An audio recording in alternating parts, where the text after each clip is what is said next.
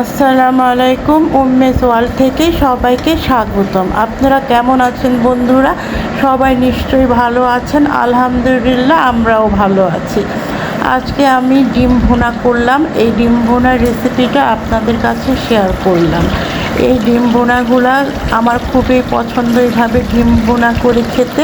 তাই ভাবলাম ডিম ভুনা এই রেসিপিটা আমি আপনাদের সাথে শেয়ার করি।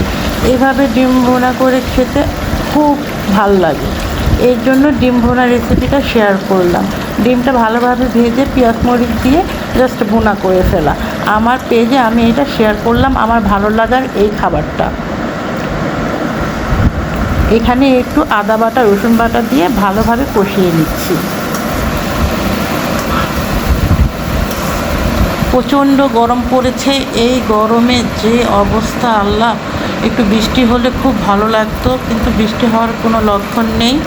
বাচ্চাদের স্কুলও নাকি বন্ধ দিয়ে দিয়েছে।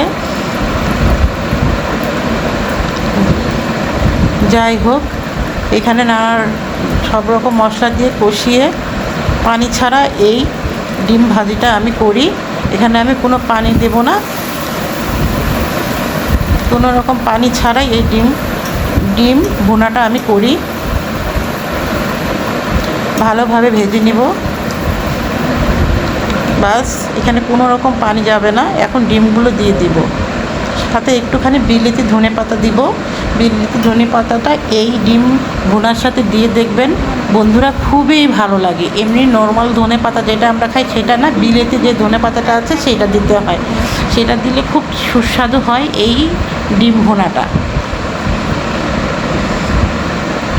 এই যে বিলেতি ধনে পাতাটা আমি দিয়ে দিচ্ছি। এটা আমার বাগানেই ছিল, সেখান থেকে এনে আমি দিয়ে দিলাম।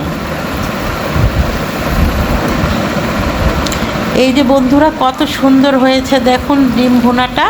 খুবই মজা হয় এভাবে ডিম ভুনা করে, একবার খেয়ে দেখবেন।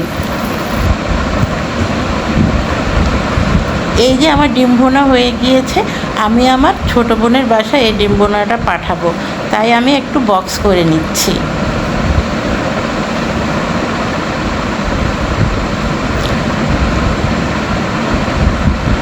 ডিমের কালারটা কত সুন্দর হয়েছে, খেতেও কিন্তু অসম্ভব মজা হয়েছিল।